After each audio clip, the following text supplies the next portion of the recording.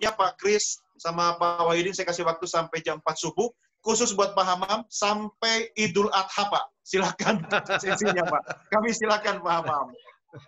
Aduh, terima kasih Mas Doni. Waduh, ketemu lagi pada kesempatan yang baik ini, the last webinar kalau kata Bu Juli ya. Jadi saya ada di awal pada saat kita memulai sebuah webinar series Breakthrough with Technology to the Future ini. Dan saat ini saya hadir sebagai narasumber pada kesempatan yang sesi yang terakhir. Jadi selamat berjumpa kembali. Assalamualaikum warahmatullahi wabarakatuh. Selamat siang dan salam sejahtera untuk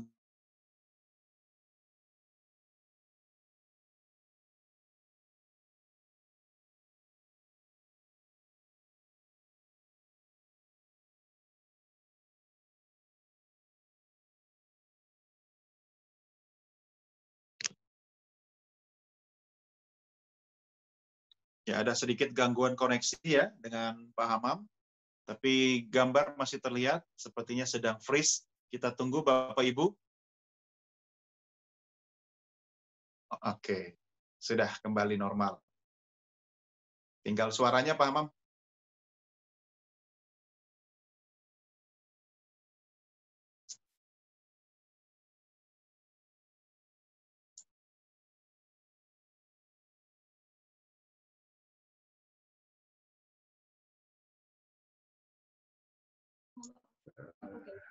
connect.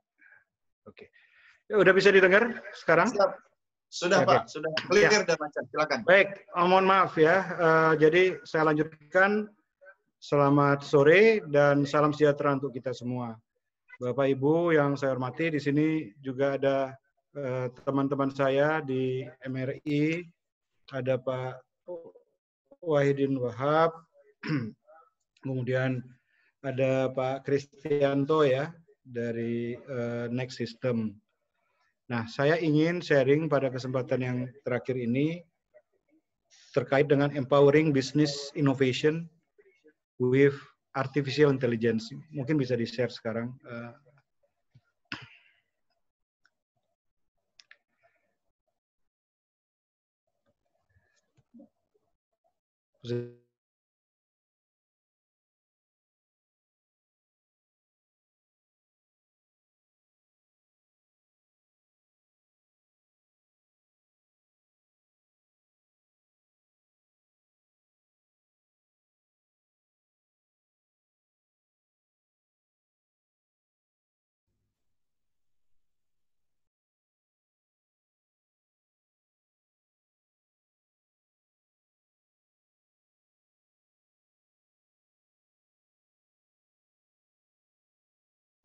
Semuanya biasa baca yang dulu dari saya dulu. Ya, kita ada kendala koneksi kembali ya. Sebentar lagi. Mohon bersabar Bapak Ibu.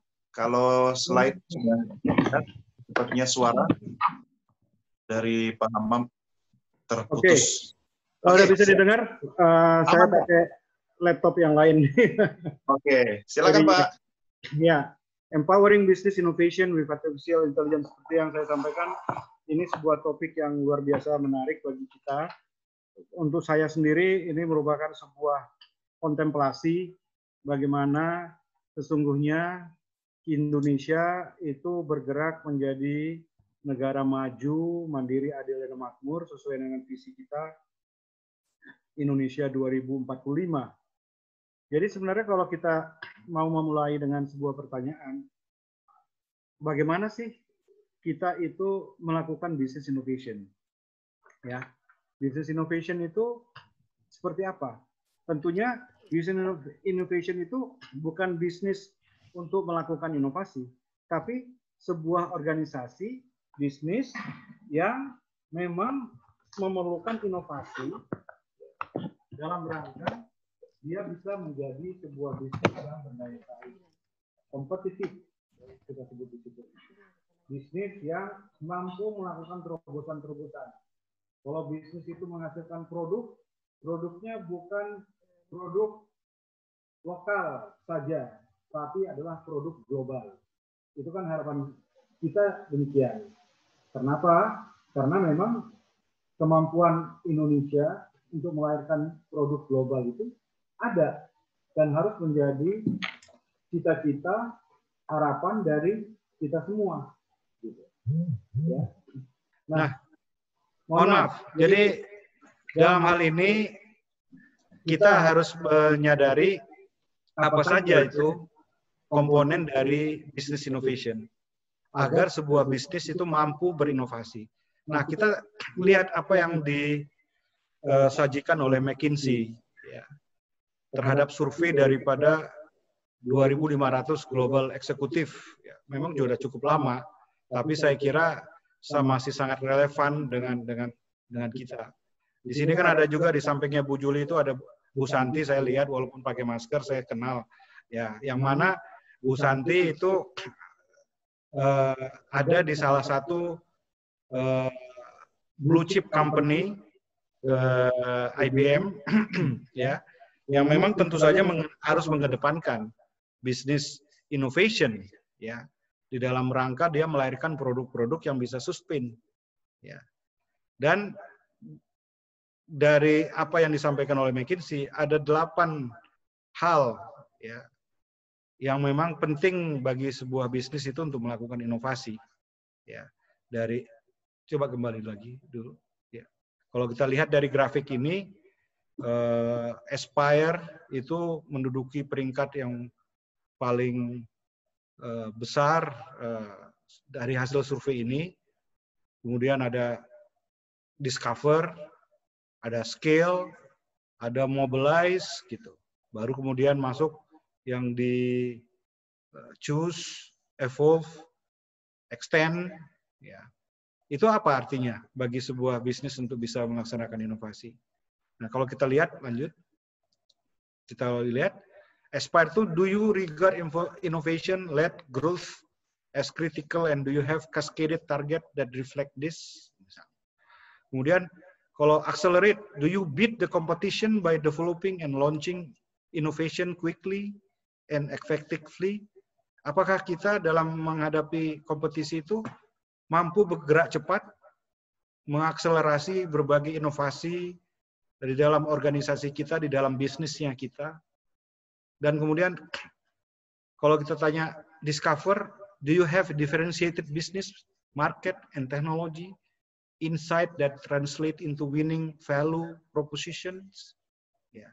Dan kalau kita lihat Extend, do you win by creating and capitalizing on external networks, artinya kita punya jaringan, punya hubungan baik itu business to business, business to customer gitu, maupun bisnis kepada upstream maupun downstream dari jejaring kita, ya kan? Jadi ini ada 8 aspek sebenarnya untuk business innovation. Dan kalau kita kembali kepada tema utama kita pada hari ini, apakah seluruh kemampuan industri 4.0 yang kita sedang adopsi, yang sedang kita pelajari, yang sedang kita coba kembangkan, Internet of Things, AI, Big Data, Robotics, itu semua akan membuat kita, bisnis kita mampu berinovasi. Nah, karenanya saya lanjut ingin sharing apa yang disebutkan dengan business innovation kalau kita, dalam hal kita itu sebagai lembaga ataupun kementerian yang memberikan government services gitu. Ya. Di sini kita bisa melihat ada 4 area yang memang harus bisa kita kuasai dalam rangka kita melaksanakan business innovation. Dari keseluruhan aspek ini, saya menyadari bahwa transformasi digital, apalagi dalam masa PSBB transisi ini ya, the next normal. Maka digital transformation itu akan menjadi driver utama di dalam berbagai bisnis innovation. Kita tidak lagi melihat hal-hal yang mungkin dulu masih merupakan rencana. Kita meeting, webinar, seminar, biasanya juga tidak seperti ini. Masih berjabat tangan, masih bisa bertatap muka, begitu ya. Walaupun di sini bisa bertatap muka, tapi tidak dalam arti sebenarnya, ya. Physical world. Tapi kita berada di dunia cyber. Jadi ini pun sudah kita rencanakan dan pikirkan ke depan itu. Tapi ini datang dengan lebih cepat, sehingga kita pun harus beradaptasi dengan lebih cepat. Ya, digital transformation adalah sebuah keniscayaan sebenarnya. Ya, baik itu dari sisi data, dari regulation, dari business models, yang mungkin selama ini kita masih datang ke restoran untuk menikmati kuliner, kemudian selanjutnya ada yang layanan delivery, ya. Tetapi mungkin sekarang itu akan menjadi dominan, ya, bagi kita dalam mendapatkan semua culinary delights yang kita butuhkan. Jadi Bapak Ibu semua, digital transformation adalah our future, tapi kita sudah kembali ke future itu, back to the future, so early mungkin, ya. Dan kita akan terus mendorong ke sana. Nah, selanjutnya saya ingin sharing kenapa artificial intelligence itu begitu penting di dalam business innovation. Memang banyak sekali kan teknologi 4.0 yang kita kenal.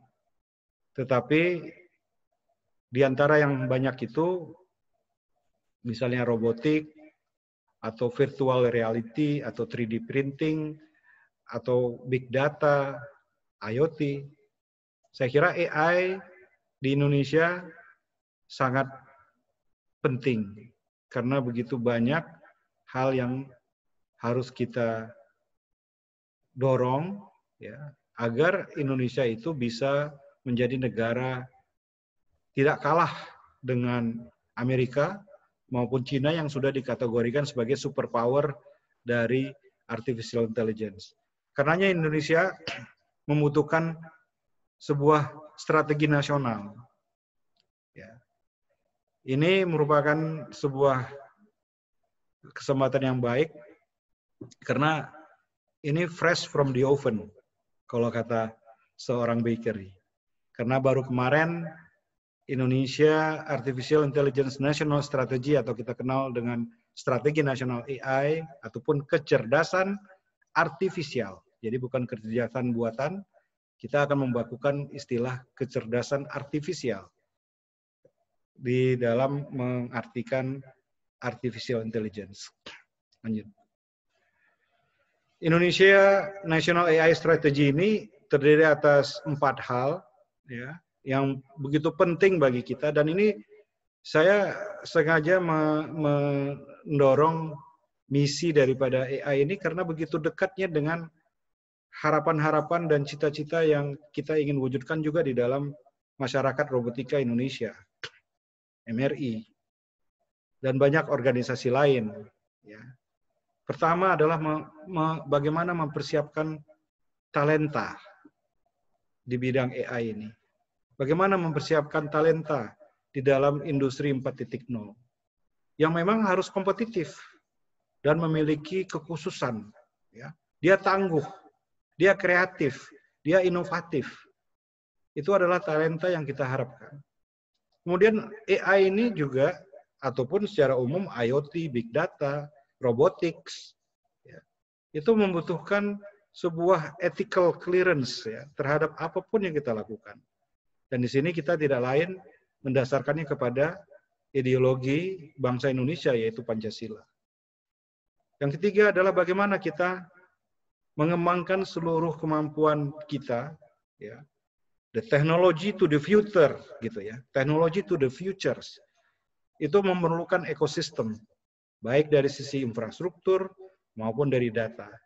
Ini yang akan mendukung seluruh kontribusi dari bidang manapun kita di dalam teknologi to the future ini, ya, yang dapat memberikan manfaat kepada pembangunan nasional, national development.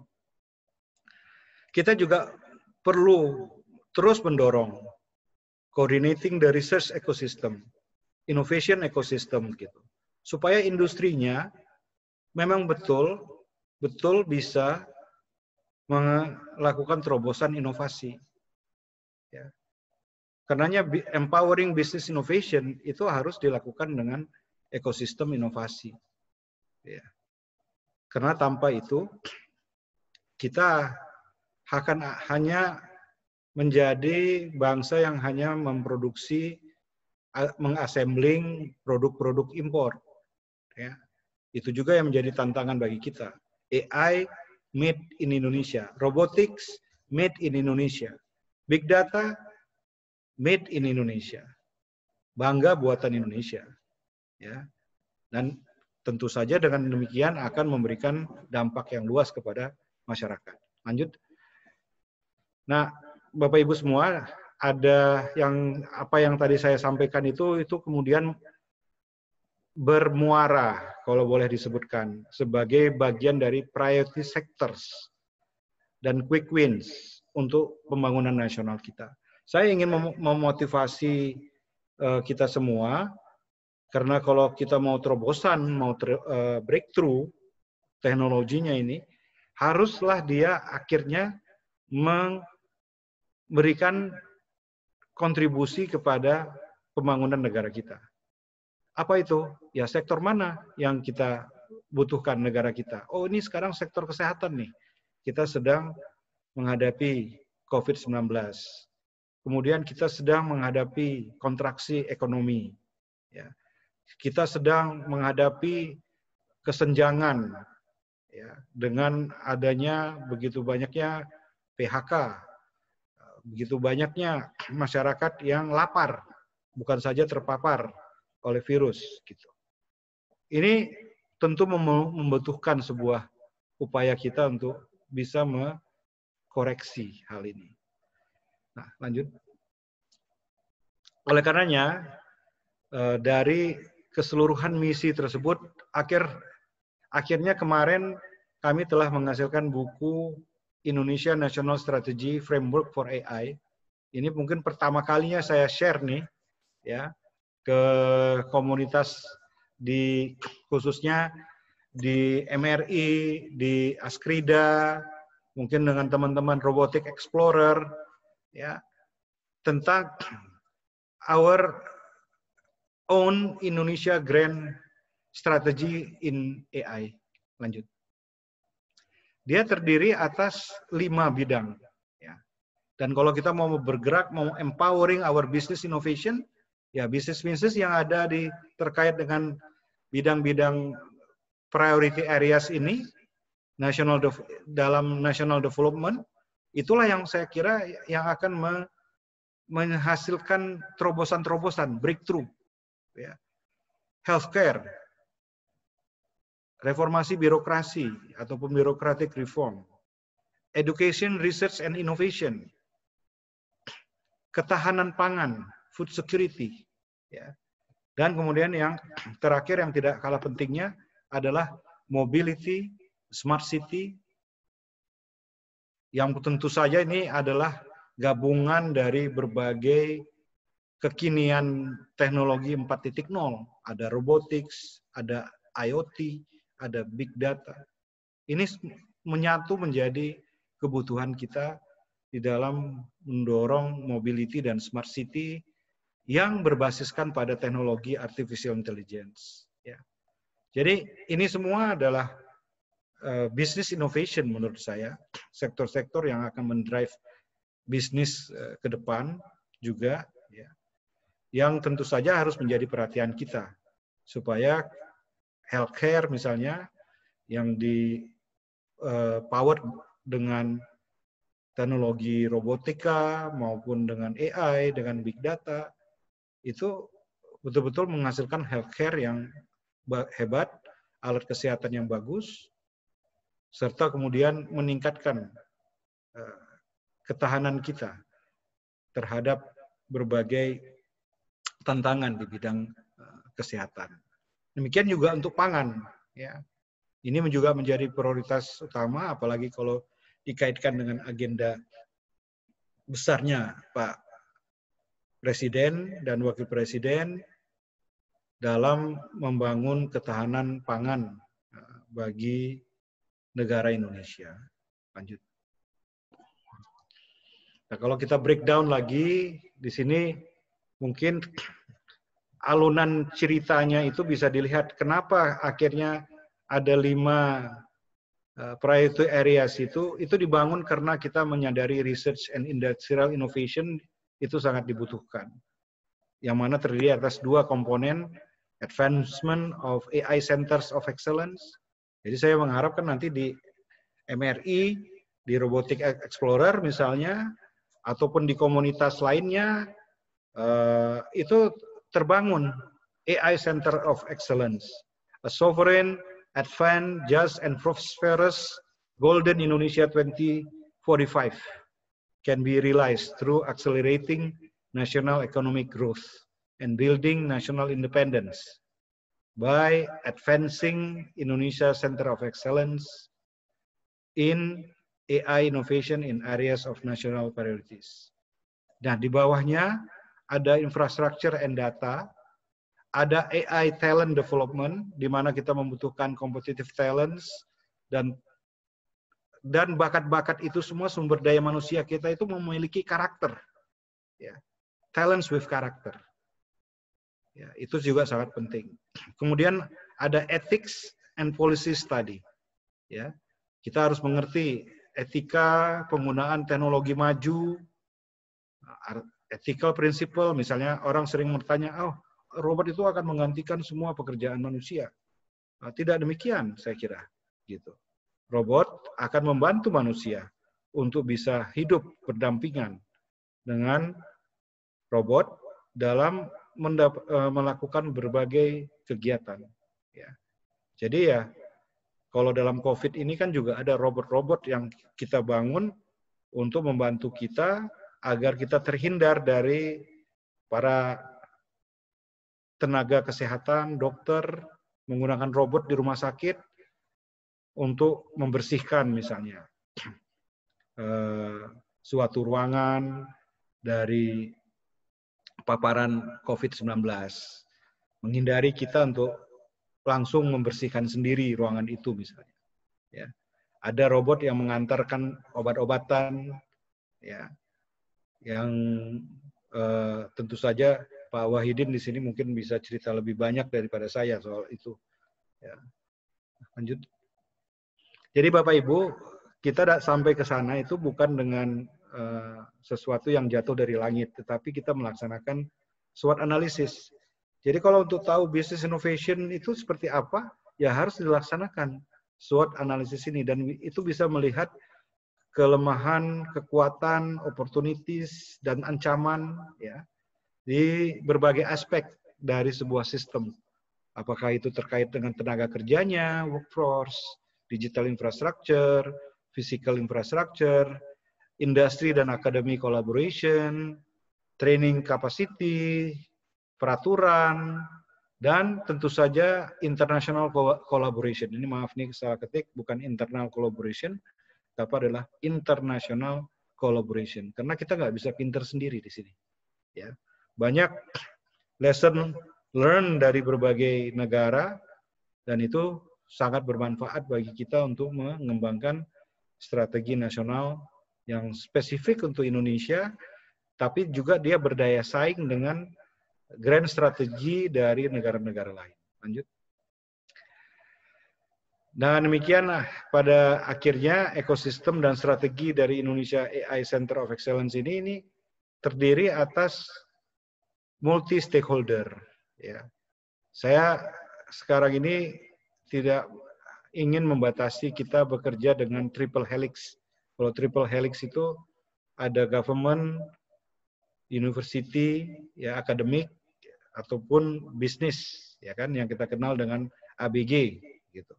Tapi kita perlu mengextend jangkauan kita, our reach, gitu, kepada communities, kepada komunitas, kepada asosiasi profesi, kepada asosiasi masyarakat. Dan juga kita mengextend, kita mengulurkan tangan kepada media. Jadilah dia Pantahelix. Ya. ABCGM. Academic, Business, Communities, Government, and Media. Gitu. Dan ini ada di dalam sebuah ekosistem inovasi yang sudah proven sebenarnya. Karena pada saat pandemi COVID-19 ini, lanjut, kami berusaha membangun kemampuan penggunaan dari multi stakeholder untuk membangun berbagai produk yang dibutuhkan di dalam penanganan COVID, seperti rapid test, kemudian ada juga yang kita sebut dengan PCR test, ada BSL-2, ada AI untuk deteksi COVID-19, lanjut. Ya, AI for COVID-19 detection yang mengutamakan machine learning, deep learning, data mining platform, serta kemudian decision support system, sehingga seorang radiolog, ya, tadi saya sebutkan bahwa we are not replacing human, jadi kita tidak menggantikan radiolog, dokter radiologi, tetapi kita membantu dokter radiologi supaya dia bekerja dengan lebih cepat untuk menentukan apakah seseorang itu berdasarkan imaging X-ray maupun CT scan itu terpapar oleh virus COVID-19. Ya. Nah, caranya adalah dengan kita menggunakan teknologi artificial intelligence, ya, sehingga yang selama ini mungkin dibutuhkan waktu 30 menit bagi seorang radiolog minimal untuk membaca hasil X-ray atau CT scan, ini cukup dengan AI cukup 2 menit. Nanti keputusan akhirnya tentu saja oleh radiolog tersebut yang akan menegakkan diagnosa istilahnya untuk hasil pemeriksaan X-ray maupun CT scan di rumah sakit rujukan COVID-19. Seperti itu. Ya. Nah, kami optimis karena memang data-data yang kita gunakan di sini adalah menggunakan data-data pasien Indonesia. Ini tentu saja akan sangat akurat, spesifik terhadap kondisi COVID-19 virus Indonesia. Gitu. Lanjut. Masih banyak lagi AI yang bisa kita manfaatkan, Bu Juli, untuk breakthrough to the future. Dan saya harapkan nanti Bapak Ibu semua akan menjadi penggiatnya. Ya. Misal untuk AI monitoring system for state of civil apparatus, kita tahu bahwa face recognition itu adalah hal yang sekarang ini berkembang sangat pesat dan dapat digunakan. Work from home tidak perlu lagi presensi dengan sidik jari, tapi dengan mobile phone kita sendiri, kita sudah bisa melaksanakan, menyatakan bahwa, oh ya, saya di rumah, kondisi saya baik-baik, saya tidak demam, saya tidak juga batuk-batuk, gitu ya. Jadi ini membuat kita menjadi lebih nyaman, ya, dengan seluruh koridor peraturan yang membutuhkan seorang aparatur sipil negara misalnya untuk bekerja dan dinilai kinerjanya dengan time sheets activity ini. Lanjut. Nah, Bapak Ibu juga mengerti tentang chatbot, langsung aja lanjut. Ini adalah cara untuk kita berkomunikasi dengan natural language kepada sebuah komputer. Jadi chatbot itu tadi. Kemudian plantation tree detection, ini juga memudahkan kita untuk mengamati sebuah perkebunan sawit misalnya, ya, yang memang membutuhkan cara yang terbaik gitu ya untuk melihat bahwa sebuah pohon sawit itu sudah siap untuk dipanen, atau pohon itu dalam kondisi sakit, ya, terkena hama, gitu ya.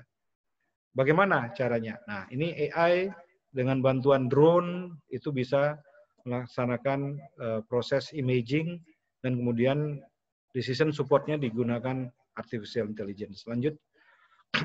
Hal yang sama dilakukan juga untuk fertilization, maaf ini salah ketik, ya.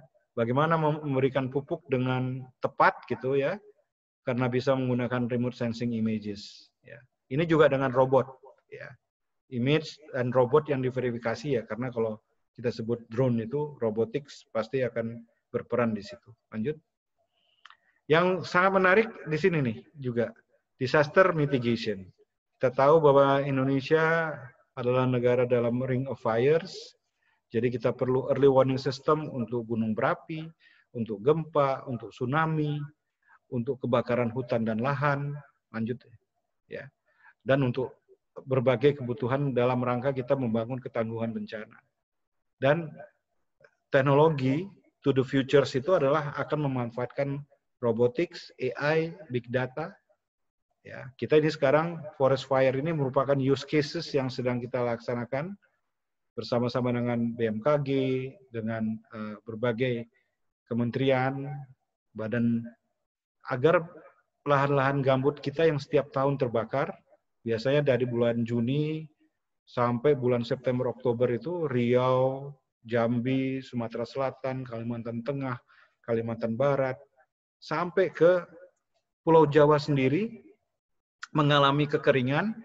Kalau di Sumatera dan Kalimantan itu menyebabkan kebakaran hutan dan lahan, kalau di Jawa itu kekeringan menyebabkan gagal panen yang bisa merugikan kita puluhan triliun, ratusan triliun malah, gitu ya. Akibat kebakaran hutan, akibat kekeringan, akibat gagal panen, ya. Nah, ini semua bisa kita jadikan sebuah terobosan, breakthrough teknologi to the future, gitu. Dengan berpikir inovasi terhadap apa yang kita laksanakan. Dalam hal ini bisnisnya adalah how you mitigate from disaster, gitu, ya kan? Kalau nanti ada saatnya kita kebanjiran, how you mitigate that incident itu ataupun that disaster, gitu. Tentu perlu teknologi. Teknologi yang inilah yang kemudian mendrive inovasi terhadap line of business tadi. Line of business ini adalah menghindari Indonesia dari mencegah Indonesia dari kebakaran hutan dan lahan, mencegah Indonesia dari kegagalan panen misalnya. Ya. Ini yang kenapa saya mengapresiasi topik empowering business innovation with artificial intelligence. Saya kira demikian yang saya sampaikan. Terima kasih banyak atas perhatiannya. Saya sungguh merasa terhormat untuk berada di les web seminar ini bersama Bapak Ibu semua dan bisa menumpahkan pemikiran-pemikiran terkait dengan tema yang kita geluti bersama ini, yaitu empowering business innovation with artificial intelligence. Terima kasih. Wassalamualaikum warahmatullahi wabarakatuh. Waalaikumsalam warahmatullahi wabarakatuh. Terima kasih Pak Hamam. Bapak Ibu boleh kita berikan tepuk tangan virtual kepada Pak Hamam. Ya, ini pesertanya Pak dari Sabang sampai Merauke Pak, dan semuanya mengikuti dengan seksama. Tapi Bapak tadi bilang kan, dengan teknologi pun kita bisa bersilaturahmi, masih bisa bertatap muka Pak, walaupun terlihat dalam ukuran yang kecil ya. Jabat tangan pun jabat tangan virtual aja Pak ya. Baik Pak Hamam, nanti akan ada sesi tanya jawab ya. Nanti Bapak akan mohon izin untuk memberikan komentar dan juga menanggapi beberapa pertanyaan. Tapi di sana di Robotic Explorer di Studio RS sudah ada Pak Saryal Anas nih, tadi sempat terputus. Bu Juli, boleh kita dengarkan apa yang mau disampaikan Pak Saryal Anas? Silakan Pak. Ya, Sambil lihat ke kamera aja, Pak. Nah, sebelah kanan, Pak. Nah, oke. Assalamualaikum warahmatullahi wabarakatuh. Waalaikumsalam. Selamat siang Pak Hamam. Selamat siang Bapak Ibu sekalian. Halo. Ya, silakan Pak. Selamat siang. Tungguin aja lah ya. Atau kamu login saya di situ? Oke Pak, suaranya cukup clear. Baik, selamat siang. Ya, kami sedikit menginformasikan, kami dari Pusat Peragaan Iptek Taman Mini, ya, jadi berada di bawah Kementerian Ristek BRIN. Sekarang kami sedang merintis kerjasama dengan Explorer Robotik, diinisiasi oleh Bu Santi dan Bu Juli. Jadi kami kemarin tadi sedang meninjau bagaimana seperti apa sebenarnya yang ada di Season City. Kemudian hal tersebut akan kita coba pindahkan di PP Iptek Taman Mini. Dan sedang kita diskusi secara detail soal legalitas dan teknis, sehingga dalam waktu dekat semua robot maupun kegiatan yang ada di Season City akan kita pindahkan di Pusat Peragaan Taman Mini. Kami sebagai tempat untuk pembudayaan iptek, saya kira sangat penting kalau ada satu wahana robot yang kita anggap sangat penting dan sangat dibutuhkan oleh anak didik. Dan kami sangat menyambut baik kerjasama ini, dan dalam waktu dekat saya kira kami akan coba laporkan pada Bapak Menteri. Sebab hal ini sudah ditunggu-tunggu oleh anak-anak didik untuk bisa berada atau bermain di wahana robotik ini. Sebenarnya ini ide Bu Jul dan Bu Santi sudah berada di Season City, tapi saya kira kalau secara formal pemerintahan kemudian kunjungan dari anak didik, sebagai informasi saja di Pusat Peragaan Iptek itu setahun dikunjungi oleh 500.000 anak didik dan masyarakat umum. Saya kira sangat tepat kalau wahana robotik itu berada di Pusat Peragaan Iptek. Saya kira sementara itu Bapak Ibu perlu sampaikan, dan mohon dukungan dari MRI sehingga keberadaan robot atau Explorer robotik di Pusat Peragaan Iptek itu menjadi satu wahana yang mendapat dukungan penuh dari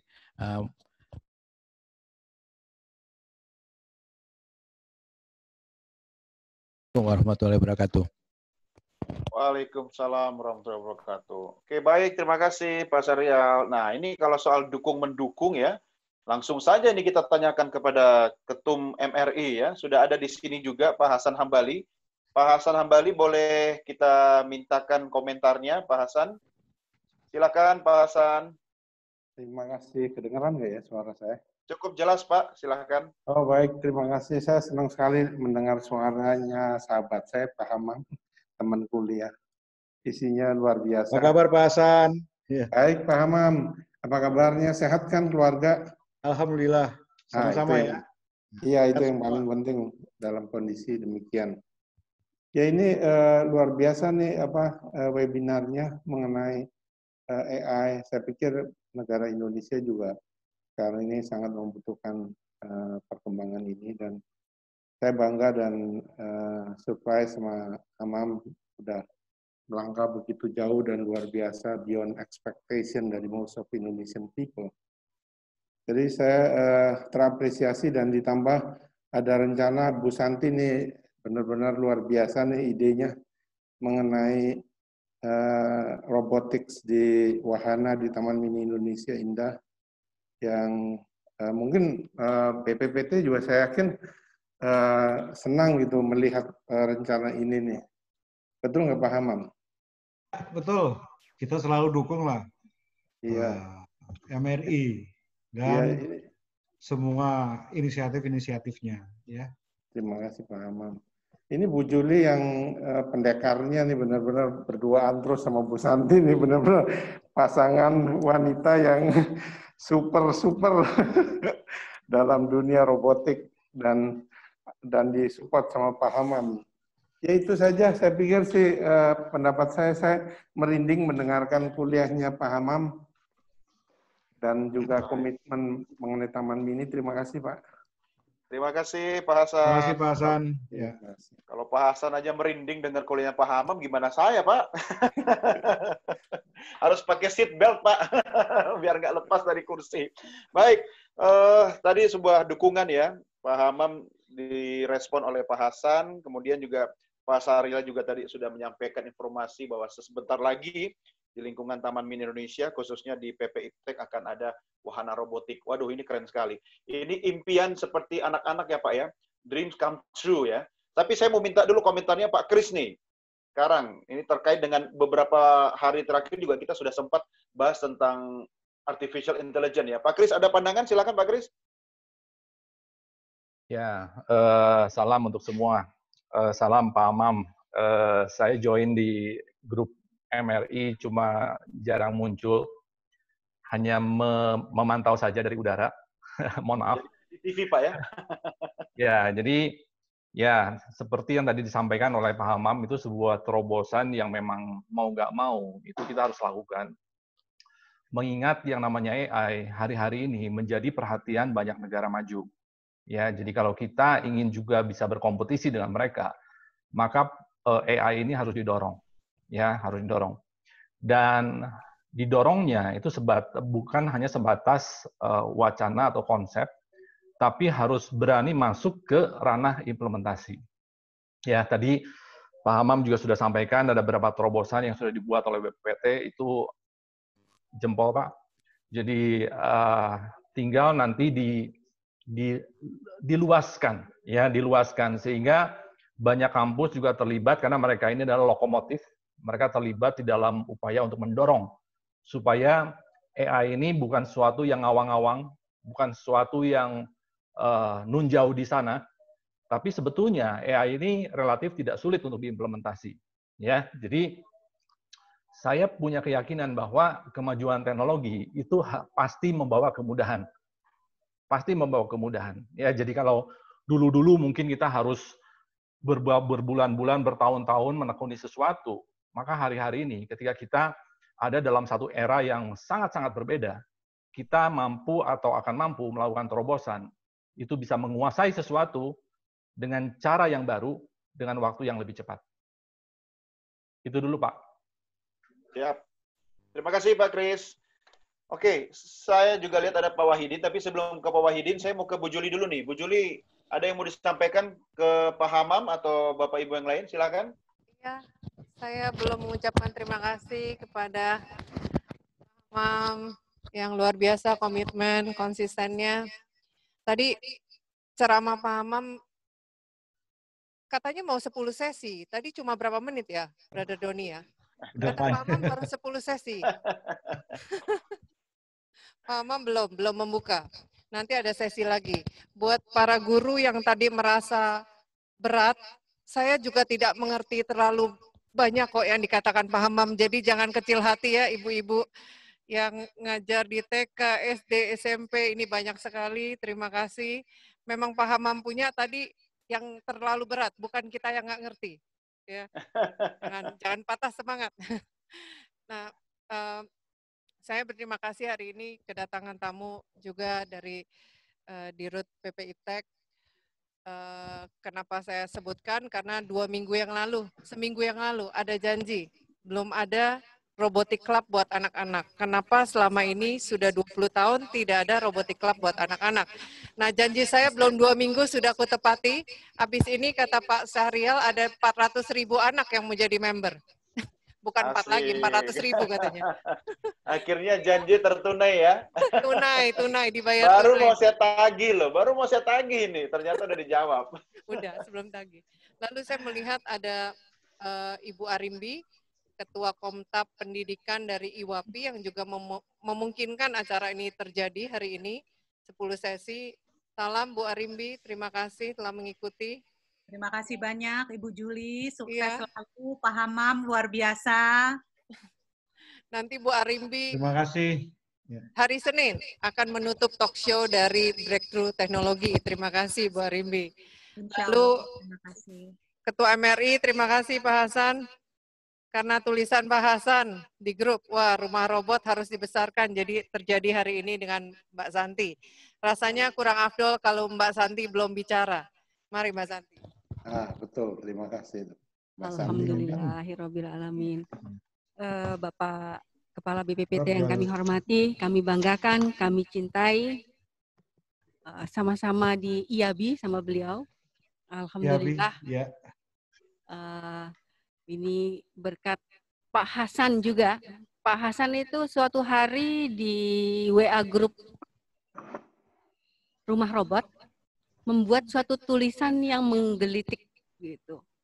Lalu saya menghubungi Bu Juli bersama Pak Syahrial, maka ide ini kita wujudkan bahwa pendidikan adalah motor untuk generasi bangsa. Kita sepakat itu semua. Lalu di mana wadahnya? PP Iptek lah yang kita pilih. Di mana PP Iptek akan mengejawantahkan di 28 provinsi lainnya di seluruh science center yang ada di seluruh Indonesia. Insya Allah daerah-daerah tadi saya baca di Palembang ada di sana. Jadi beberapa tadi saya lihat, jangan khawatir, NTT, insya Allah apa yang kita harapkan, kita akan lakukan juga secara virtual, kita juga akan lakukan secara real. Demikian, terima kasih. Wabillahi taufiq wal hidayah. Assalamualaikum warahmatullahi wabarakatuh. Waalaikumsalam warahmatullahi wabarakatuh. Oke, baik, terima kasih. Wah, ini sesi kita hari ini banyak sekali dukungan, banyak sekali kolaborasi ya. Jadi memang yang paling penting adalah kolaborasi. Karena kalau kita masih berpikir kompetisi, sudah lewat. Sekarang eranya kolaborasi. Bagi pecinta kompetisi, silakan tinggal di masa lalu. Sekarang adalah eranya kolaborasi. Baik, terima kasih Bu Juli, kemudian Mbak Santi tadi sama Pak Syahrial ya sudah bersama-sama kita. Banyak sekali nih, saya tidak sampai bingung ini. Ini semua orang-orang hebat ada di dalam layar kita. Pak Wahidin, monitor Pak Wahidin. Saya mau dengar suara Pak Wahidin dulu nih. Ya, Pak Dodi. Oke, Pak Wahidin, tolong dong kasih statement sedikit tadi. Konsep yang dipaparkan Pak Hamam ya, luar biasa. Bapak mungkin punya pendapat, silahkan Pak. Ya, baik. Terima kasih. Apa kabar Pak Hamam? Kabar baik Pak Wahidin. Apa kabar Ya, Pak? saya lihat di berita-beritanya di koran, di media sosial tentang kemajuan-kemajuan dan pencapaian dari BPPT luar biasa. Dan juga tadi ya sudah dijelaskan rencana ataupun pemikiran ya jangka panjang sampai tahun 2045. Itu sangat bagus sekali. Ya memang ini adalah suatu ide ataupun suatu pandangan untuk ke masa depan. Saya percaya di BPPT maupun di Puspristek sudah banyak atau kemampuan risetnya itu cukup tinggi. Tapi kalau alangkah baiknya kalau bisa di-share juga ke universitas. Sehingga pengembangannya itu bisa jadi jauh lebih baik gitu. Dan lebih cepat gitu.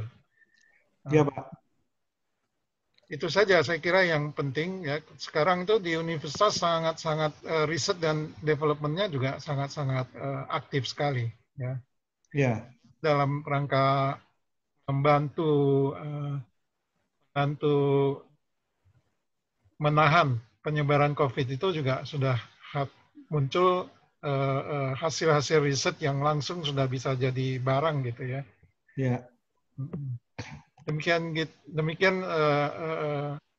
beberapa poin saya. Saya kira terima kasih banyak Pak Hamam. Ini view-nya sangat luas dan sangat visible untuk kita laksanakan di negara kita ini. Ya Pak, terima kasih Pak Wahidin untuk dukungannya. Jadi betul seperti yang Bapak sampaikan, itu kita memang perlu gotong royong Pak untuk bisa membangun kemampuan kita melahirkan terobosan-terobosan inovasi. Jadi kalau perguruan tinggi tadi Bapak sebutkan sebagai salah satu yang penting, memang demikian halnya yang kami alami sendiri langsung pada saat kita melakukan terobosan untuk melahirkan produk dalam penanganan COVID. Mungkin Bapak Ibu di sini pernah mendengar tentang baru-baru ini, malah mungkin kemarin banyak beritanya Pak Menko PMK, Pak Muhadzir udah langsung mencoba produk yang kami hasilkan di dalam kita menangani COVID-19.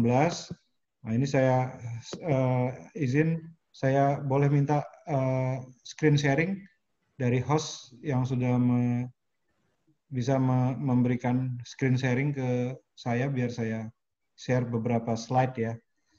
Ini yang untuk merespon semangatnya Pak Wahidin Wahab dalam rangka kita bersama-sama mengatasi ya kebuntuan business as usual yang selalu kita lakukan.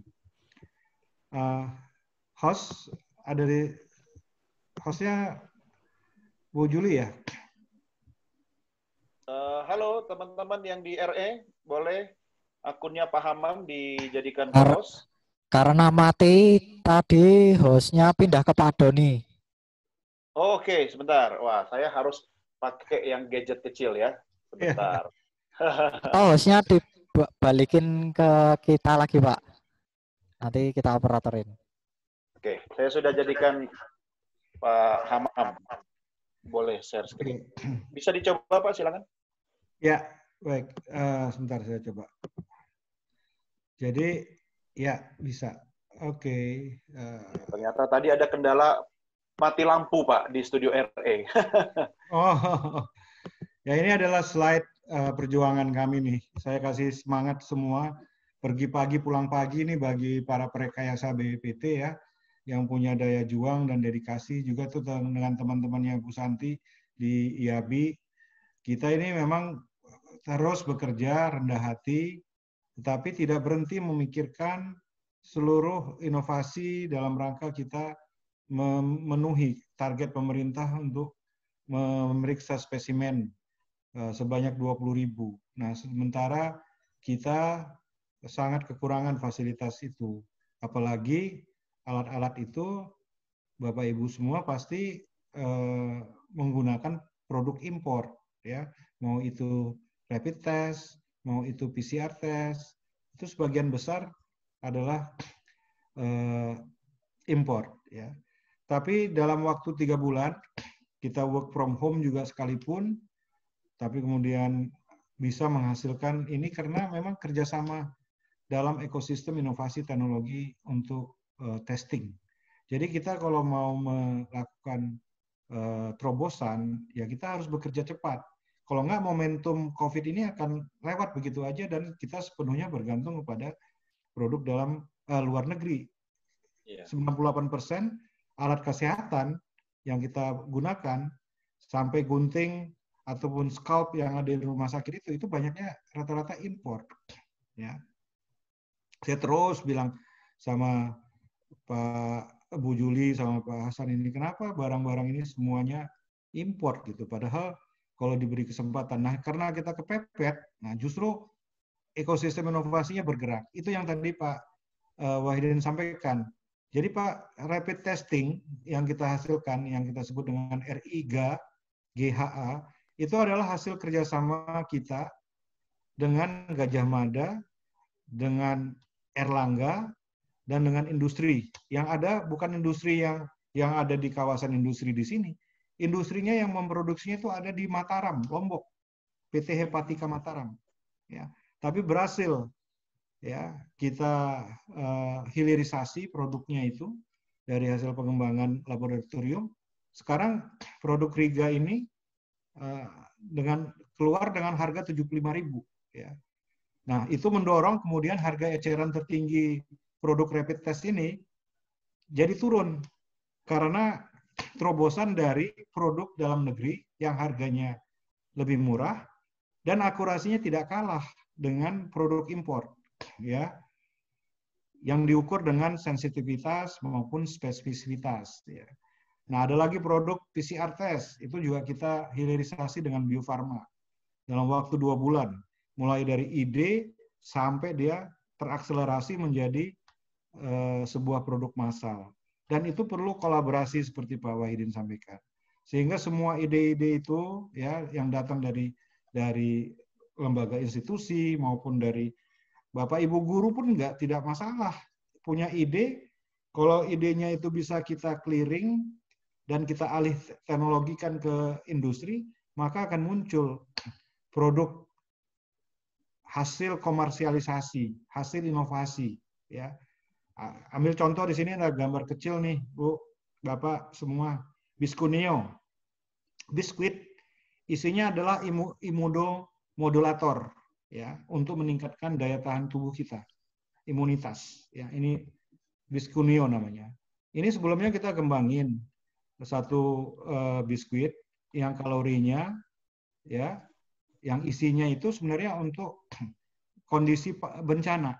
Jadi kalau ada bencana, kemudian ada pengungsi, ada ini satu bungkus Biskuneo ini sama dengan satu nasi bungkus, lengkap sama ayam dan telur, ya gitu loh, ya. Itu dari langsung dikonsumsi Pak atau harus langsung dikonsumsi, Pak Doni. Wow. Ya, ya. Nah ini kita produksi.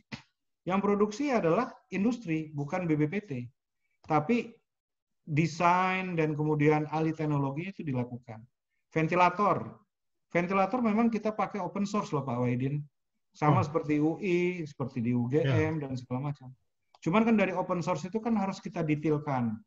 Terus harus melewati berbagai tantangan di dalam kita memenuhi seluruh aspek keselamatan di Kementerian Kesehatan itu. Ada namanya uji klinis, ada namanya izin edar, ada uji keselamatan. Ya, ini semua harus kita lewatkan sebagai sebuah proses dalam hilirisasi. Tapi alhamdulillah sekarang sudah bisa diproduksi oleh beberapa PT di sini, ya, yang tentu saja ini membuktikan sebenarnya kalau kita kepepet inovasi hilirisasi itu bisa Pak Wahidin, dan memang perlu gerbong besar. Makanya saya berharap MRI itu betul-betul nanti akan melahirkan ide-ide besar yang kemudian berhasil kita hilirisasi untuk menjadi, ya kalau Bu Juli kan bilang ada robot pendidikan atau ada robot rumah tangga, ada robot industrial robot misalnya. Ya ini semua ada potensi kita bekerja sama untuk menghasilkan produk yang dipakai oleh kita sendiri. Dan itu yang penting di sini adalah kita bisa bekerja sama, bergotong royong untuk mencapai itu secara cepat. Ya, ini yang menjadi sumbatan selama ini. Ya, kita butuh inovasi, butuh 3 tahun, 4 tahun itu, aduh, belum kelamaan, juga Pak. Berhasil gitu, kelamaan. Kalau COVID ya COVID-nya udah jadi berubah menjadi COVID-20 atau COVID-21. Tapi kita harusnya melihat COVID ini dari perspektif berbeda juga Pak Hamam ya, bahwa dengan adanya COVID kita dipacu kan untuk lebih cepat kan. Exactly, itu yang maksud saya mau saya sampaikan itu Pak Doni. Justru Pak Hamam, kita sebentar. dipacu. Saya mengaitkan dengan tadi statementnya Pak Wahidin ya, tapi untuk tingkat Bapak Ibu guru pendidik di sekolah menengah atau sekolah dasar, pendidikan dasar nih Pak, kan kadang bahkan lahirnya sebuah inovasi teknologi tepat guna itu malah datang dari ide yang dilahirkan oleh guru-guru pendidikan dasar atau menengah Pak. Nah kira-kira nih Pak Hamam kan tadi sudah buka pintu, ya kan? Kalau misalnya ada ide tentang inovasi, konsep tentang inovasi teknologi, terus bawa ke BPPT-nya itu gimana Pak? Kan nggak mungkin langsung cari Pak Hamam gitu kan? Mekanismenya bagi Bapak Ibu guru, ini banyak Pak, ini guru-guru TK, SD, SMP sekarang lagi ngikut ini. Saya mewakili perasaan mereka Pak. Tolong Pak Hamam dikasihkan jawaban. Kalau ada ide kan harus diinkubasi ya, mulai dari kemudian menjadi startup katakanlah gitu ya. Dari startup kemudian kita bergerak ke hilir menjadi scale up ya. Nah, di antara startup sampai scale up ini itu ada jurang nih, jurang inovasi. Nah, sering kita jatuh semua ke dalam jurang itu. Jadi idenya belum jadi produk, udah mati gitu. Ya. Nah, inilah tugasnya BPPT sebenarnya. Menjadi jembatan dari sebuah pemikiran ide sampai kepada ujungnya sebagai sebuah produk katakan, sebagai sebuah inovasi ya, komersialisasi. Tidak semua berhasil. Mungkin dari 1000 kali kita mencoba hanya 10 yang bisa sampai ke hilir itu. Tapi kita tidak akan lelah mencobanya itu yang disampaikan oleh founding father-nya BPPT, Pak Habibie sendiri. Jangan pernah capai, jangan berhenti berjuang katanya. Ya, kita coba terus, Pak. Nah, untuk itulah supaya kita bisa sama-sama melompat, ya, kita harus rangkulan, Pak, gotong royong. Nggak mungkin BPPT sendiri, ya kan? Harus ada komponen masyarakatnya, ada perguruan tingginya, harus ada industrinya yang memang mau mencurahkan investasinya itu ke dalam ide-ide itu. Jadi kalau Bapak Ibu guru dari pendidikan dasar sekalipun ya punya ide yang memang visible, nanti setelah dilewati proses inkubasi, proses clearingnya, kita review dan dilihat sebagai sebuah terobosan, ya why not? Kita akan bawa itu sampai ke ujung gitu. Dan di sini kan Kementerian Riset Teknologi itu memiliki fasilitas insentif. Ya, sekarang dengan menggunakan LPDP itu memberikan insentif untuk berbagai ide yang muncul. Dalam masa Covid ini aja mungkin ada 57 produk. Tapi di antara 57 ya antara yang sudah terrealisasi mungkin hanya 7. Ya. Dan alhamdulillah dari 7 itu 5 itu diresmikan oleh Pak Presiden Jokowi punyanya BPPT. Ya. Wow. Nah, jadi ya itu kenapa saya bilang justru dengan kita kepepet ini banyak sekali upaya kita untuk bisa meluncurkan menghasilkan produk inovasi itu. Ya. Itu bahasa Jadi kan ada gaulnya the power of kepepet, Pak. Saya itu rapid test kit, kemudian ada Biocov, PCR test kit, ada ventilator, ini 3 jenis varian ventilator, ada mobile BSL-2, dan ada kemudian AI untuk mendeteksi COVID-19. Nah, itu semua adalah hasil pengembangan Task Force Riset dan Inovasi Teknologi untuk penanganan COVID. Nah, kalau Bapak Ibu punya ide lain ya untuk hal-hal ini, termasuk local wisdom misalnya, ada tanaman nih, ada kayu putih yang mungkin bisa mengatasi COVID, ya silakan datang ke kita bawa ke Ristek, nanti kita akan dorong dan kita uji secara klinis ya sampai kalau memang mungkin untuk kita hilirisasi sebagai sebuah produk yang resmi beredar di Indonesia untuk menangani COVID. Kira-kira gitu ceritanya Pak Doni dan Bapak Ibu. Ini menarik sekali nih. Terima kasih pertanyaannya untuk Pak Wahidin membuat saya lebih semangat lagi ceritanya. Sama-sama Pak. Sama-sama. Sukses Pak Hamam. Iya Pak. Sukses. Baik. Terima kasih juga Pak Wahidin. Kalau mahasiswanya Pak Wahidin sama Pak Kris mah gampang ya. Nggak usah bingung, tinggal cari Pak Kris sama Pak Wahidin. Nah, ini tantangan baru saja dilemparkan. Silahkan Bapak Ibu guru. Ya, ini banyak sekali di sini saya lihat yang sudah bergabung. Boleh saja ya, kalau misalnya ada ide inovasi, silahkan langsung ke BPPT. Tapi ya tentu harus melalui semua proses yang tadi sudah disampaikan. Nah, silakan Bapak Ibu, saya sekarang memberikan kesempatan. Saya sebenarnya kalau mau egois saya. Banyak yang saya mau tanya ke Pak Hamam ini, tapi nanti saya di demo, Pak. Moderator tidak boleh egois. Syaratnya silakan. Ya, silakan Pak Wahidin. Saya mau komen sebentar. Boleh, silakan Pak. Ya, tadi kan Bu Juli mengatakan banyak guru-guru TK yang agak bingung dengan ide-ide yang dipaparkan oleh Pak Imam nih. Ya, saya kira tidak perlu bingung, Bu Ibu guru di TK, SD, SMP, SMU. Memang ide-ide yang dipaparkan itu memang ide-ide yang excellent gitu ya. Memang agak sulit untuk diikuti oleh orang-orang dari tingkat SD, SMP, TK. Tapi yang penting bagi Ibu guru ini mengambil ide-ide ini dan berusaha memberikan memberikan dorongan kepada anak-anak didiknya untuk melihat kepada masa depan, teknologi masa depan itu seperti apa gitu. Nah, semangat seperti itu harus dibekali anak-anak kita itu dari tingkat TK pun harus kita bekali gitu. Nah, mungkin bisa diceritakan pencapaian-pencapaian dari peneliti-peneliti bangsa kita, anak-anak kita, mahasiswa kita, peneliti kita, buat anak-anak TK, SMP, SD, SMP, SMA itu mereka punya semangat. Oh, sudah ada toh yang pahlawan-pahlawan bidang akademik dan research development dari bangsa kita sendiri. Jadi kita tidak kalah dengan luar negeri. Nah, itu akan memberikan motivasi awal bagi anak-anak kita untuk berjuang untuk masa depan. Begitu, Pak. Terima kasih. Ya, terima kasih Pak Wahidin. Saya setuju banget. Ya, kalau tadi Bu Juli bercanda, Pak, maksudnya karena slide-nya Pak Hamam itu sangat komprehensif dan lengkap. Kalau bagi saya pribadi, Bapak Ibu, ya khususnya Bapak Ibu guru, nggak usah dipikirin. Tapi kalau saya melihat tadi paparannya Pak Hamam, itu bikin saya yakin, oh tenang, masa depan bangsa pasti aman, karena di tangan orang yang tepat.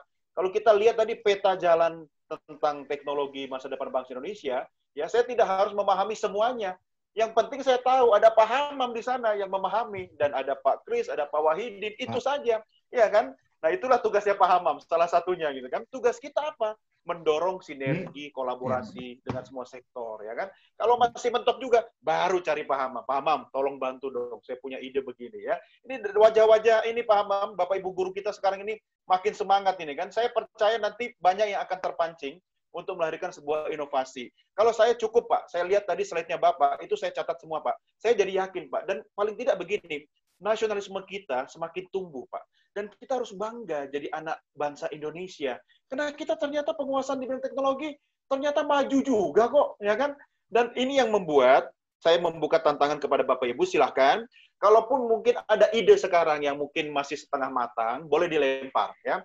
Caranya silakan raise hand, atau kalau malu-malu ya boleh titip di kolom chat, ya kan? Kalau tidak, saya tanya lagi nih. Saya nggak mau melewatkan kesempatan mumpung ada Pak Hamam ini kan. Nah, ayo Bapak Ibu silakan. Ada Mas A juga di Madura ya, kalau mau curhat tentang pengembangan teknologi di sana silakan ya. Siapa tahu nanti Pak Hamam bisa main ke sana. Dan Pak, sambil menunggu pertanyaan ke Pak Hamam langsung, tadi saya mencatat ada beberapa hal Pak. Kalau misalnya kan tadi di garis bawahi bahwa AI itu bukan menggantikan manusia, tetapi membantu manusia. Keputusan akhir tentu ada di tangan manusia kan Pak. Misalnya tadi ketika seorang radiolog gitu kan melakukan tugasnya, dia dibantu dengan teknologi. Kalau teknologi ternyata bisa lebih cepat gitu kan. Cuma Pak, perlu nggak dipikirkan efek samping ya. Kalau orang kebanyakan minum obat, mungkin dia sembuh tapi ginjalnya kemudian bermasalah. Ini gara-gara AI-nya makin canggih, walaupun manusia yang menciptakan, jadi malas, Pak. Saya karena nggak pernah meeting di luar rumah lagi, Pak. Berat saya naik 3 kilo, Pak. Nah, ini PR-nya dan tanggung jawabnya Pak Hamam. Bapak harus tanggung jawab, Pak. Silakan, Pak. Iya, Mas Don ini menanyakan sesuatu yang menohok gitu kan. Sehingga nanti jawabannya, wah ini jangan kita jangan pakai AI lah, nanti kita dikuasai oleh robot gitu kan. Itu udah pasti bukan itu tujuannya. AI itu sendiri Pak Doni, kalau tanya kepada peneliti maupun ahli-ahli AI, itu ada 3 kategori. Yang sekarang kita yang masih mampu kita kerjakan, ya, itu ada yang disebut dengan narrow AI. AI yang sempit, hanya untuk spesifik pekerjaan tertentu.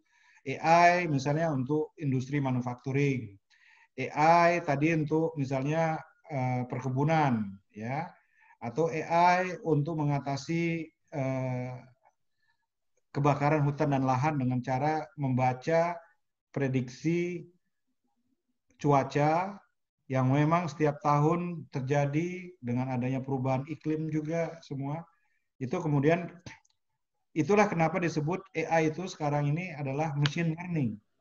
Jadi artinya mesin itu belajar. Belajarnya dari mana? Belajar dari data-data yang kita berikan kepada komputer itu.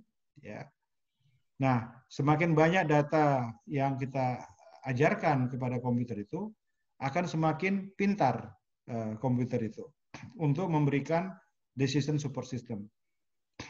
Mungkin kalau mau cari gimmicknya ya, mohon maaf kalau ini istilah bahasa pasarannya gimmick gitu. Itu ada mesin AI dari IBM, itu bisa mengalahkan juara Jeopardy. Ya. Ada mesin AI dari Nvidia atau dari mana ya, itu pernah mengalahkan juara catur, misalnya, dunia sekalipun. Ini kan semua memang hal-hal yang membuat kita memang menarik.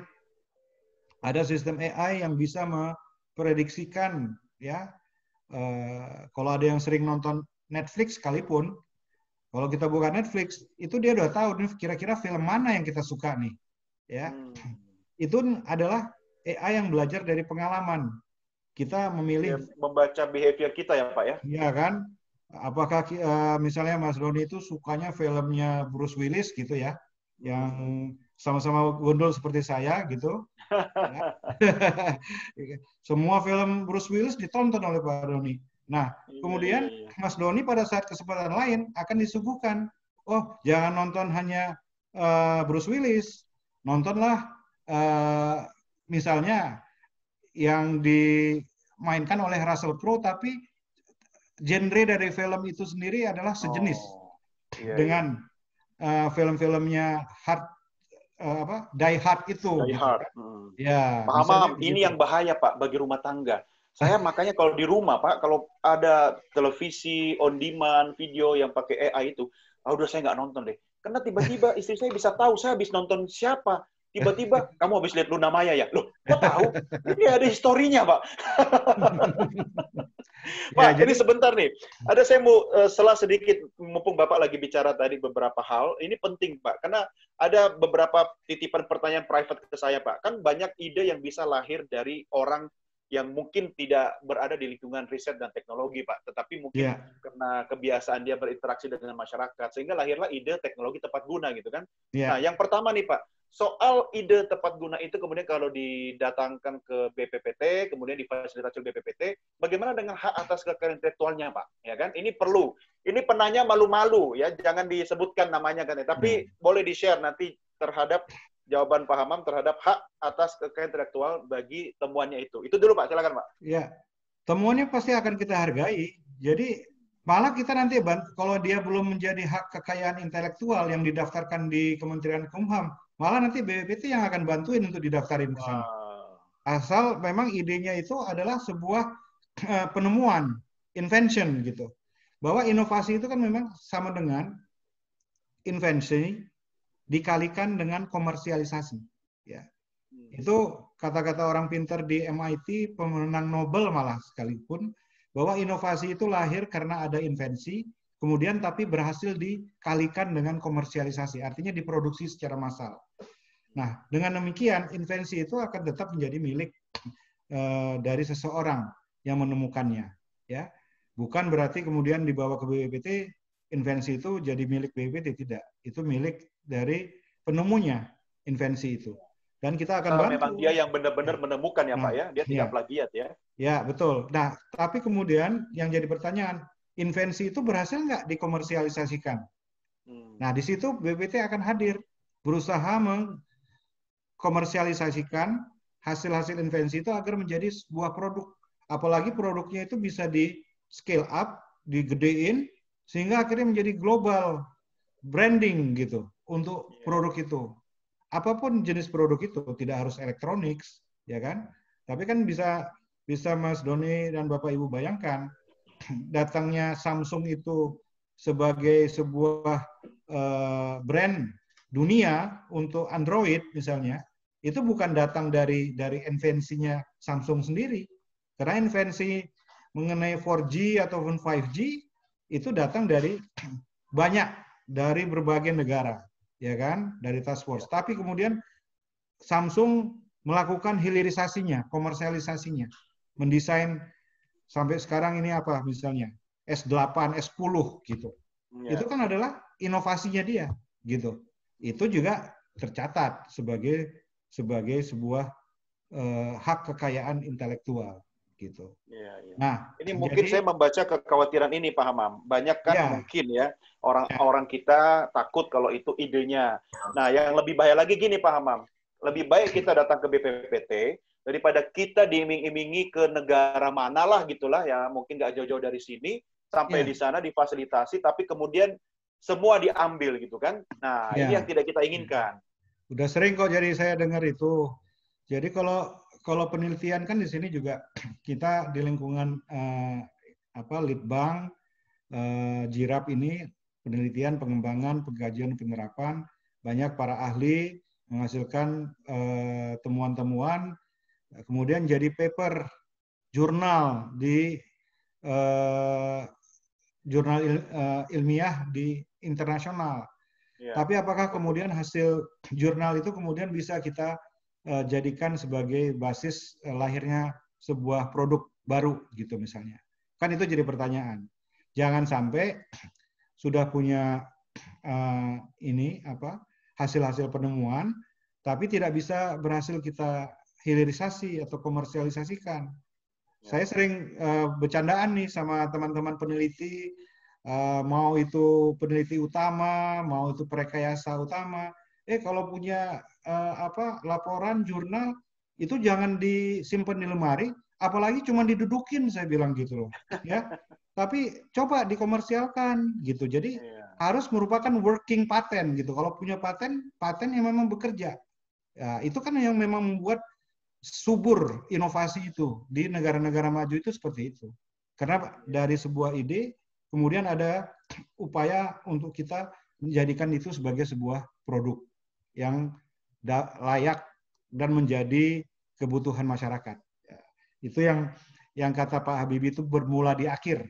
Kita udah tahu nih di pasar itu, di akhir itu, ya di pasar itu ada kebutuhan nih, ada obat yang anti COVID misalnya, gitu ya. Bukan saya bicara vaksin misalnya, tapi obat ini paling tidak bisa membantu seseorang itu mengatasi COVID, gitu.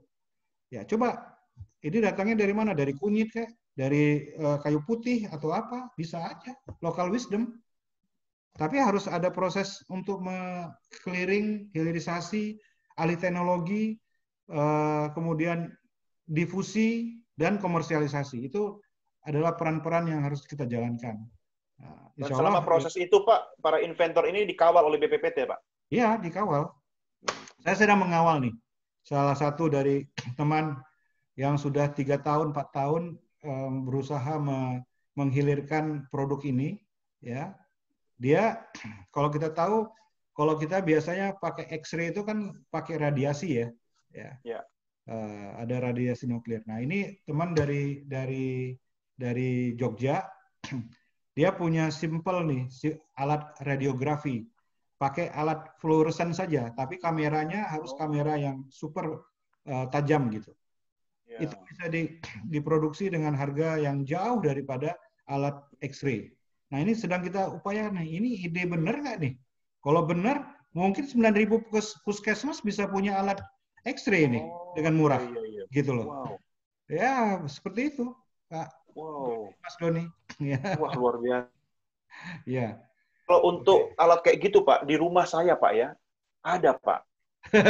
Bisa mengetahui isi dompet tanpa membuka. Istri saya, Pak. Iya. Oh itu ada jauh udah ketahuan. leluconnya.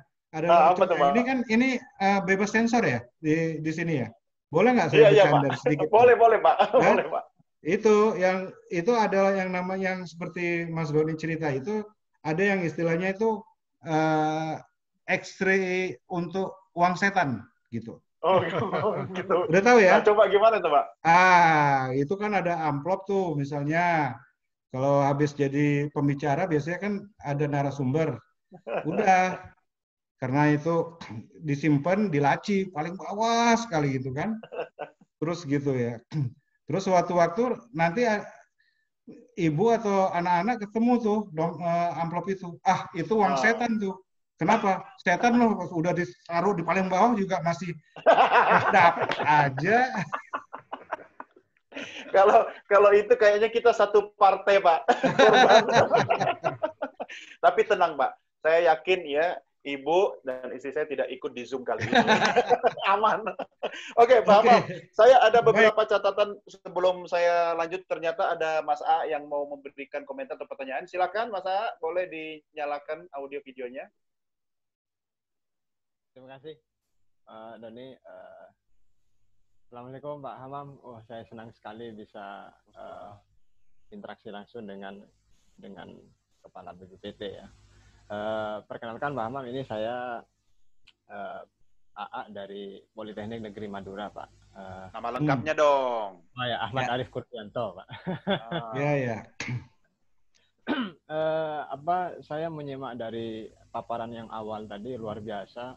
Ternyata kinerja BPPT, terus barusan saya compare juga dengan apa-apa yang dihasilkan itu, saya masuk ke website BPPT itu luar biasa. Nah, seperti apa yang sudah disampaikan Pak Doni tadi, untuk ide-ide dari masyarakat gitu ya, itu selama yang saya tahu itu kan wadahnya adalah penelitian begitu ya Pak ya, wadahnya penelitian begitu. Nah, yang ingin saya sampaikan ya, mungkin ini juga usul, mungkin tidak BPPT itu memberikan wadah begitu berbalik gitu ya. Jadi mungkin saja sekarang di beberapa akademisi di vokasi, mungkin di universitas atau institut itu, beberapa produk yang dihasilkan mahasiswa meskipun itu hanya sebagai tugas akhir begitu, mungkin saja itu kan ide-ide yang brilian begitu, yang bisa saja masing-masing dosen gitu belum sempat untuk menulis, sehingga itu tidak sampai ke BPPT begitu. Mungkin tidak BPPT itu memberi wadah begitu untuk menampung ide itu, karena ide-ide yang sudah ada di kampus, yang sudah dalam bentuk tugas akhir, sudah ada produknya Pak. Maksud saya supaya tidak terputus begitu, mungkin nggak ide itu bisa ditampung begitu, kemudian nanti dari BPPT memfilter, kemudian memberi dukungan, ide ini bagus, silahkan diteruskan, dilanjut, ditulis, dan seterusnya, maka di bawah akan sangat mohon maaf tadi agak terputus, bisa diulangi sedikit, masih problem ya, mohon tolong diulangi Mas ya. Agak keras suaranya Mas, di mikrofonnya dideketin dikit. Oke. Sorry. Ada ide dari mahasiswa tadi, walaupun tugas akhir gimana? Ya, jadi maksud saya ada ide, saya yakin banyak ide yang dihasilkan para mahasiswa di masing-masing kampusnya begitu, namun hanya sebatas tugas akhir. Nah, maksud saya supaya tugas akhir itu tidak hanya sekedar jadi tugas akhir, karena memang mungkin saja dosen itu belum sempat untuk menuliskan dalam bentuk penelitian begitu, sehingga tidak terpublish dan BPPT tidak tahu itu. Nah, mungkin tidak beberapa ide itu langsung diwadahi oleh BPPT, sehingga BPPT nanti akan melihat, bisa menyortir, dan langsung menunjuk, oh ide ini bagus, menunjuk vokasinya atau institusinya begitu, untuk terus mengembangkan ide tersebut supaya sinkron, gitu, Pak. Nah, yang saya tangkap dari paparan Pak Hamam tadi itu, seperti yang sudah disampaikan Pak Afendi juga, supaya sinkron itu monggo Pak. Takutnya gini, negara pengennya apa, ternyata kampus di bawah tuh kemana-mana begitu, tidak fokus. Nah, supaya gotong royongnya bisa fokus, bahu-membahu untuk mencapai target dari BPPT, mungkin itu Pak yang bisa saya sampaikan. Oke. Terima kasih. Terima kasih Mas A. Pak Hamam silakan Pak. Saya setuju, masukannya bagus. Ya memang alignment terhadap, saya tadi sampaikan ya, align, adapt, adopt dari multi stakeholder innovation ecosystem itu harus melibatkan begitu banyak komponen di dalam kita mencapai sebuah tujuan itu. Tadi kan saya contohkan di dalam strategi nasional artificial intelligence. Saya bilang itu juga hasil dari bekerja sama dengan Bukalapak, dengan dengan kata.ai dan yang lain, baik itu bukan hanya generasi baby boomer saja, generasi Y, tapi generasi Z juga ada di situ. Yaitu untuk menangkap apa yang tersedia di perguruan tinggi, ya, kemudian menghubungkan itu dengan kebutuhan pasar. Jadi demand driven innovation-nya itu harus ada gitu ya. Jadi inovasi yang berbasis pada kebutuhan, kemudian mencarikan industri agar bisa link and match dengan perguruan tinggi, sehingga perguruan tingginya juga di dalam zaman sekarang ini harus mengalign ya seluruh sumber daya manusianya, mahasiswa, mahasiswi, para dosennya, sivitas akademika, itu agar bisa sinkron seperti yang disampaikan oleh Mas AA ya dari Madura ya. Ya. Terima kasih ya untuk masukannya. Ya. Ya. Tapi Baik, tentunya juga Pak Doni. Ya, siap, Pak Hamam. Saya kebetulan ada jadwal berikutnya lagi nih. Betul, Pak. Saya sudah mau kira-kira, mengakhiri ya. karena kita juga sudah pukul 4 malah dapat bonus 10 menit dari Pak Hamam ya. Tentunya buat Bapak Ibu yang lain juga kalau ada ide dan seterusnya jangan langsung dilempar dong. Emang BPPT tukang sortir ya. Sesuaikanlah dulu semua. Jangan sampai nanti bawa ke sana ya kan habis waktunya Pak Hamam dan tim untuk menyortir. Sesuaikanlah dengan kriteria yang sudah ditentukan. Oke, baik.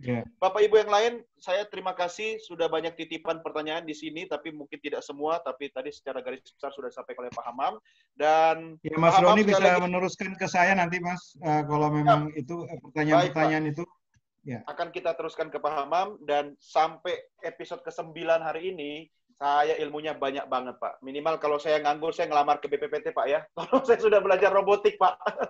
Dari episode pertama. Bapak Ibu, kita berikan tepuk tangan kepada Pak Hamam secara virtual. Terima kasih, Pak Hamam. Ya. Terima kasih. Sampai ketemu, Pak Hamam. Ya. Dan saya juga ucapkan terima kasih kepada Pak Wahidin, Pak Kris, ya kan. Kemudian Bapak Ibu.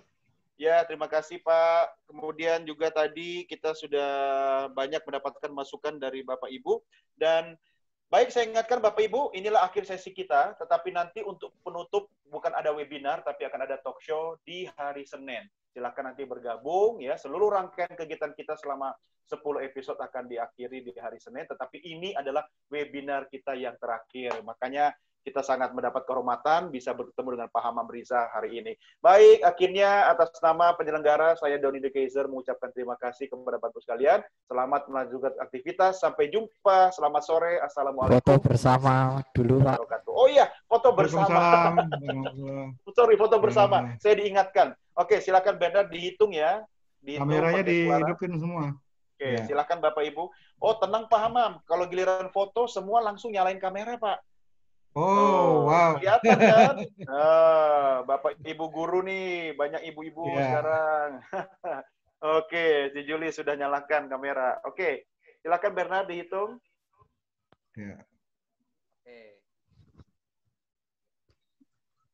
Senyum, semua senyum. Ya. 1, 2, 3. Oke. Slide berikut. Selanjutnya. 1, 2, 3. 3. Yes. Oke. Satu lagi. Iya. 1,